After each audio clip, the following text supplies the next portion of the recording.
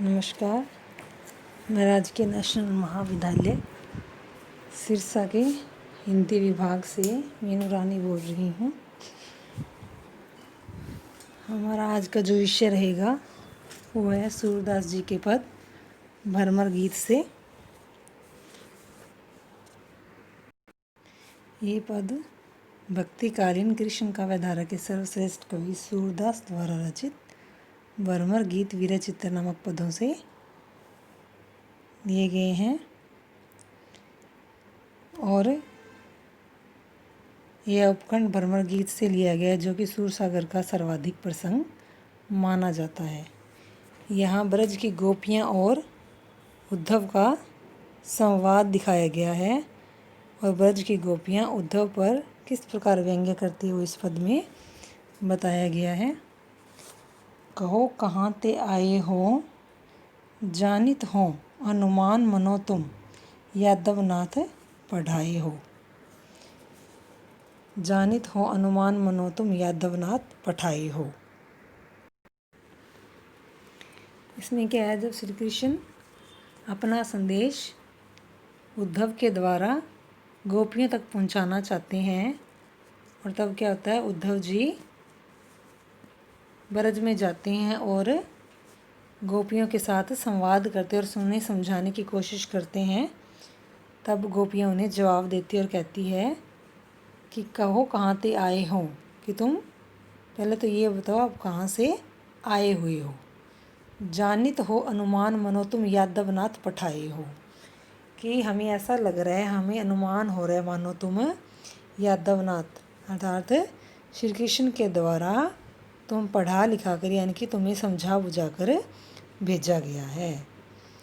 Vaso ही वर्ण बसन पुनि वैसो ही तन भूषण सजी ल्याए हो, और तुम्हारा जो रंग है वैसा ही है, तुम्हारा रंग है, तुम्हारे वस्त्र हैं, तुम्हारे आभूषण हैं, तुमने जो धारण कर रखे हैं वो वैसे ही हैं जिस प्रकार श्री कृष्ण ने कर रखे हैं। यानी कि आपके शरीर का जो रंग वस्त्र आदि श्री कृष्ण से ही मिलता जुलता है। सर्वसु ले तब संग सिधारे, अब का पर पहिराए हो। इसमें वो फिर से व्यंग्य करते हुए क्या कहती है, सर्वसु यानी कि सर्वस्व सब कुछ, ले गई तब संग सिधारे यानी कि हमारा सब कुछ यानी कि सुख चैन हमारी निंद्रा शांति हमारा सब कुछ साथ ले गए थे श्री कृष्ण, कि अपने सर का श्री कृष्ण को तुम पहले से यहाँ से लेकर चले गए, अब का पर पहिराए हो, और अब तुम क्या करने आए हो, अब कौन सा पहरा देने यहाँ पर तुम आए हो, यहाँ पधारे हो।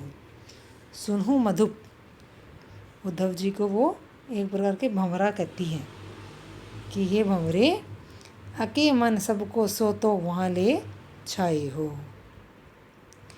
क्या उनको वो एक भरमर के समान मानती है और उनको एक प्रकार का ताना देते हुए व्यंग्य करते हुए कहती है, एक ही मन सबको, कि हमारा तो एक ही मन था, एक ही हृदय था, वो ही क्या सभी का तुम लेकर चले गए, मथुरा में चले गए और वहाँ छाई और वहीं रह रही हो।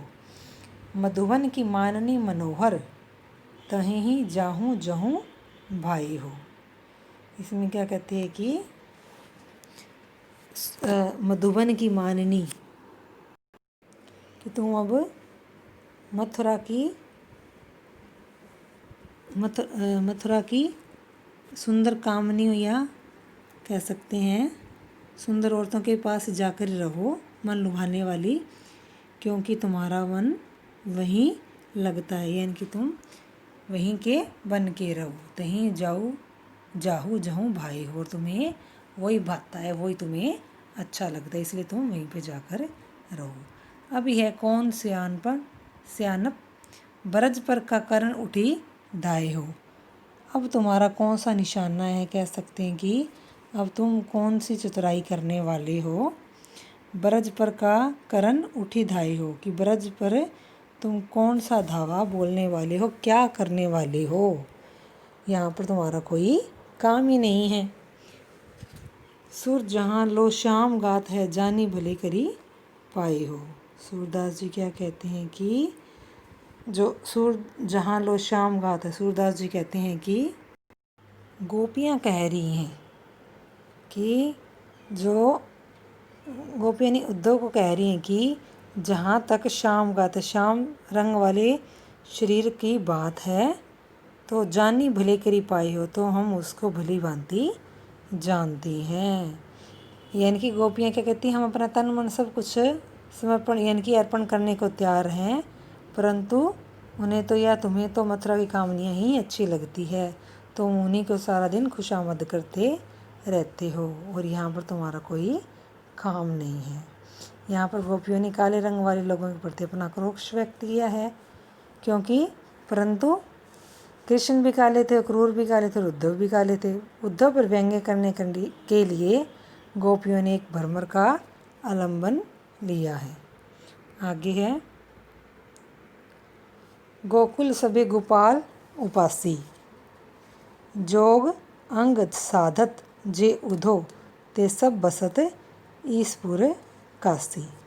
यहाँ पर इसमें गोपियाँ उद्धव के निर्गुण ईश्वर की प्राप्ति के मार्ग यानी कि ज्ञान योग मार्ग को सुनकर अपनी प्रतिक्रियाएं व्यक्त करती है और सगुण भक्ति को कह सकते हैं या प्रेम मार्ग को ही सर्वश्रेष्ठ सिद्ध करने की कोशिश करते हैं।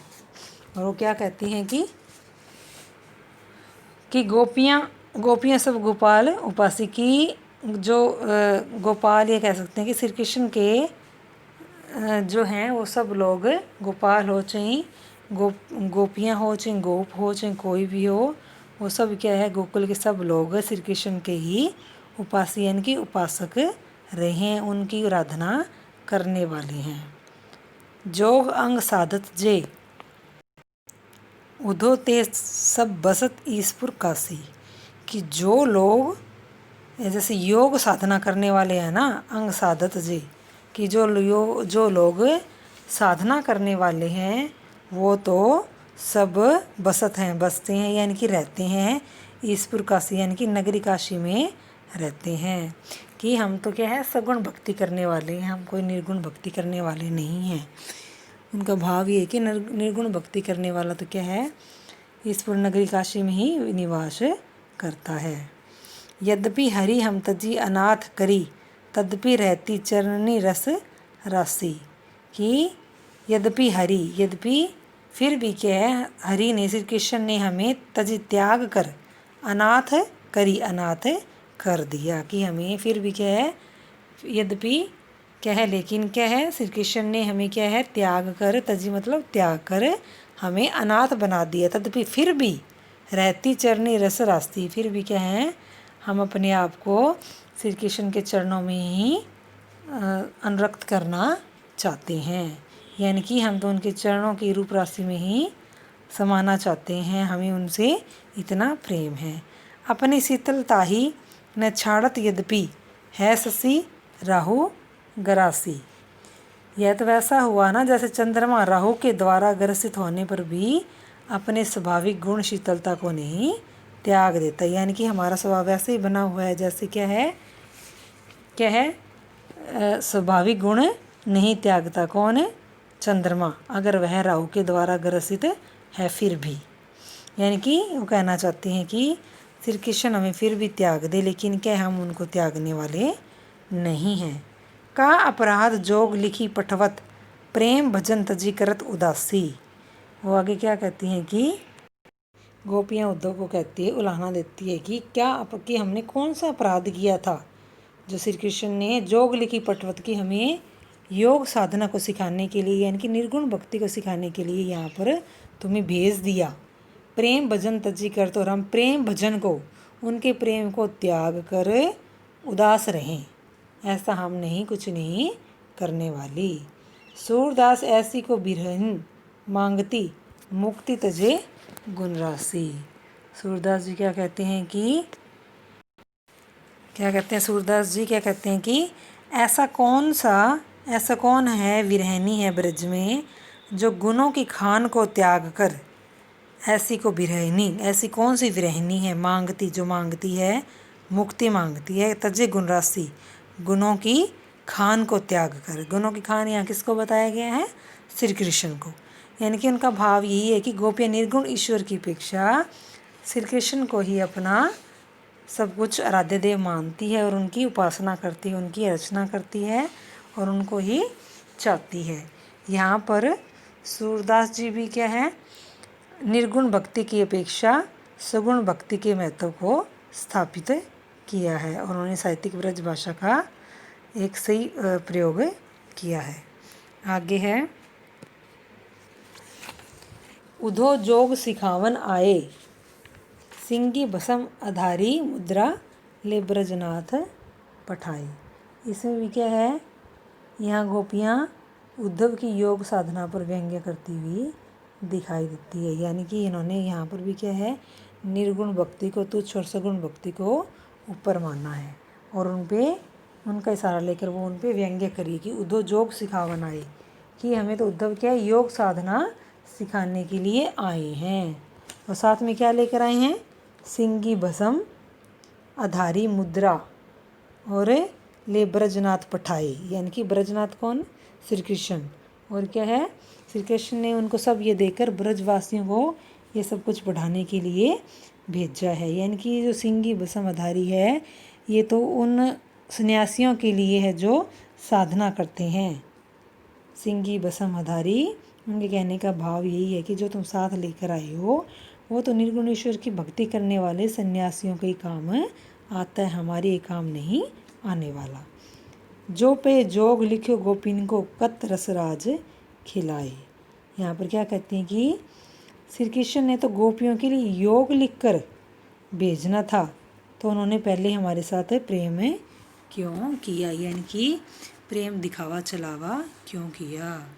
तभी ज्ञान काहे न उपदेस्यो, कि तभी हमें ज्ञान है वो क्यों, जो पे जोग लिखो गोपिन को कत रास खिलाए, कि हमें क्या है, श्री कृष्ण जी ने जो साधना अगर सिखानी तो कत किस लिए रसराज खिलाए, तो हमें किस लिए प्रेम भावना हम में पैदा की।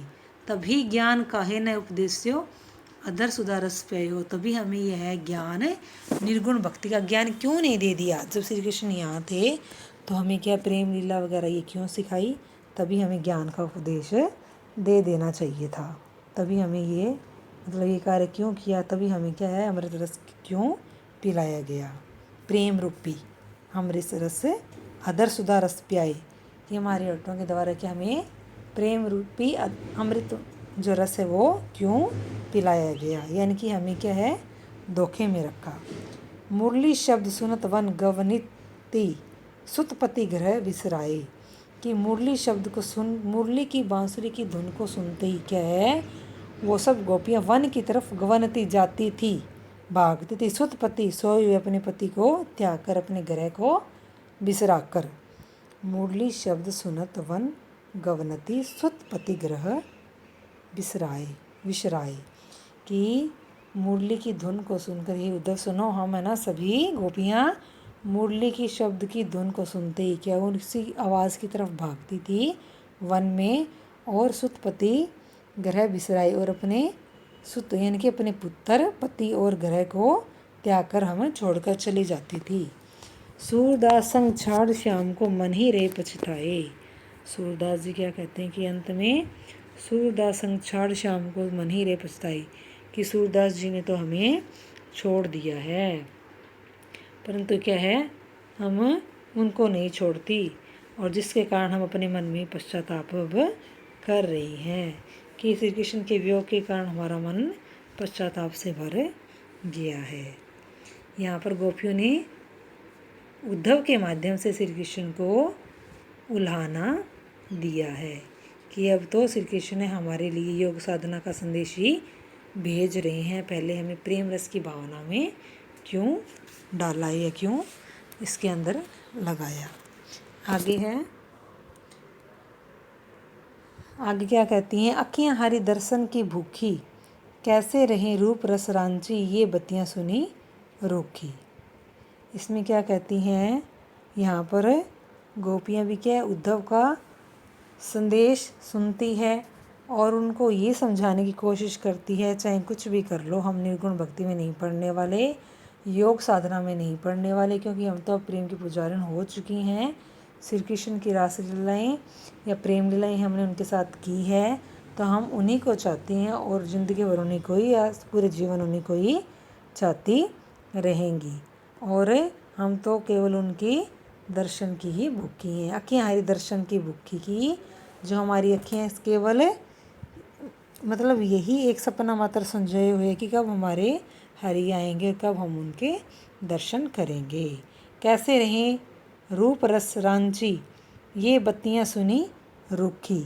कि जो तुम ये बात हमें पढ़ाने आए हो ना, तो क्या है, हमें क्या है, बिल्कुल भी अच्छा नहीं लगता। कैसे रहें रूप रस रांची, ये बत्तियां सुनी, कि हम तो उनके रूप रस में रची हुई थी, ठीक है ना। तो तुम्हारी ये बत्तियां सुनी, तो तुम्हारी ये बातें, रुखी बातें हमको कैसे अच्छी लग सकती है। यानी कि श्री कृष्ण के रूप में रखती हैं आँखें, तुम्हारी इन रुखी बातों को बिल्कुल भी सुनना पसंद नहीं करती। अवधि गनत इकटक मग जोवत, तब एती नहीं झुकी। यानी कि क्या कहते हैं, बत्तियाँ मतलब बातें करना, ये कहते हैं निर्गुण की सीख कह सकते हैं। अवधि गणत यानी कि हम तो समय को गिन रही हैं। एक टक मग जोवत, और एक टक मग जोवत यानी कि पथ रास्ते को निहार रही हैं। तब एती नहीं झुकी, और हमारी आंखें बिल्कुल भी झुकना नहीं चाहती। भाव यह है कि हम समय को गिनते हुए, देखते हुए केवल अपने रथ या पथ मार्ग को ही निहार रही हैं, कि जहाँ हमें उम्मीद लगती है कि जहाँ से हमारे श्री कृष्ण आने वाले, इसलिए हमारी पलकें बिल्कुल भी नहीं झुकती। हमारी ये आंखें वो इस विरह में उनकी प्रतीक्षा करती हुई क्या है, समय को गिन गिन कर काट रही हैं, ऐसा भी कहा जा सकता है। अब इत जोग संदेशन उधो अति अकुलानी दुखी, और क्या है, क्या अब इत जोग संदेशन, और श्री कृष्ण ने अब क्या है, योग साधना का संदेश भेज दिया। हे उधो अति अकुलानी दुखी, जो हमें बिल्कुल भी दुखी कर दिया। कि हम तो क्या उनका रास्ता निहार रहे थे, कब वो आएंगे, कभी हमें दर्शन देंगे, लेकिन आपके हाथों श्री कृष्ण ने क्या योग का संदेश पाठ पढ़ाने के लिए भेज दिया। तो क्या है, हम इस बात को सुनकर बिल्कुल ही दुखी हो चुकी हैं। बारक वह मुख फेरी दिखायो, दुही पे पीवत पतुखी। पतुखी मतलब पत्तों का दोना, दुही दोकर पिया दूध। तो क्या है, वही बात होगी ना। सूरदास जी क्या कहते हैं कि हमें तो क्या है, पहले तो प्रेम रस का पाठ पढ़ाया, और अब हमें निर्गुण भक्ति की बात सिखाना चाहते हैं। तो बारक वह मुख फेरी दिखायो, दुही पे पीवत पतुखी।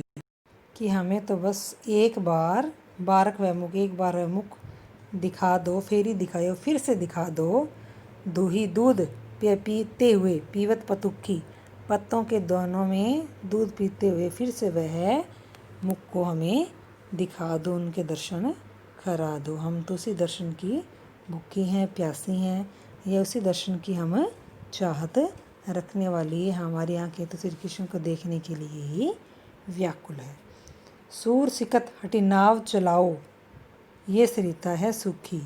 और तुम्हारा हट तो कैसा हुआ, कि वैसे ही हुआ जैसे क्या है, तुम्हारा योग साधना का जो संदेश है, वो हट कैसा लग रहा है हमें, तो वैसा ही लग रहा है जैसे सिकत हटी नाव चलाओ, ये सरिता है सूखी। सिकत रेत में, सरिता नदी में, जैसे कोई नदी को छोड़कर रेत में कोई नाव चलाने की कोशिश करता हो। तुम्हारा जो योग साधना का पाठ है, वो हमें वैसे ही प्रतीत हो रहा है। जैसे सूखी नदी की रेत में नाव नहीं चल सकती, ऐसे ही क्या है, हम अपने श्री कृष्ण को नहीं छोड़ सकती। इसलिए क्या है, ऐसे ही हमारी निराश व्यतीत मन में तुम्हारी योग की सीख समा नहीं सकती। इसमें क्या, श्री कृष्ण का रूप जन्य प्रेम रस ही गोपियों को प्रिय है, इसलिए ज्ञान योग और निर्गुण ब्रह्मा की भक्ति उनके लिए व्यर्थ की वस्तु है। यहाँ पर भी सूरदास जी ने साहित्यिक ब्रज भाषा का ही प्रयोग किया है, जो सहज और सरल है। आज हमने सूरदास जी के पद, जिसमें भ्रमर गीत के पदों के बारे में पढ़ा, विरह चित्र किया, उद्धव और गोपियों के संवाद के साथ वार्तालाप की, और आज तक के लिए यहीं करेंगे। आगे के लिए एक और नए पद के साथ या नए पदों को हम पढ़ेंगे, सह प्रसंग व्याख्या करेंगे। तब तक के लिए धन्यवाद।